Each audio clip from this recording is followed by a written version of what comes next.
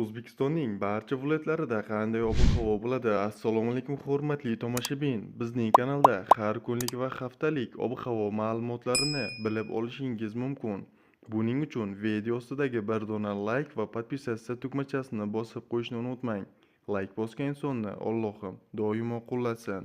O'zgidromet markazi 9-aprel kungi ob-havo prognozini e'lon qildi. Unga ko'ra havo biroz bulutli bo'ladi. Kechasi va ertalab ba'zi joylarda kuchli yomg'ir yog'adi. Momaqaldiroq bo'lishi mumkin. Kunduzi yog'ingarchilik kutilmaydi. Shamol sharqdan 7-12 metr sekund tezlikda esadi.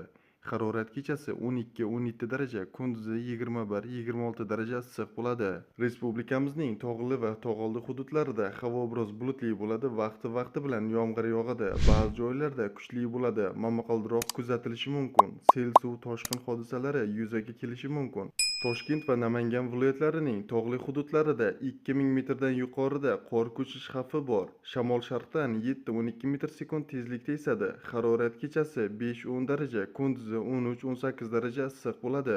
O'zingizni asrang, xayr, salomat bo'ling.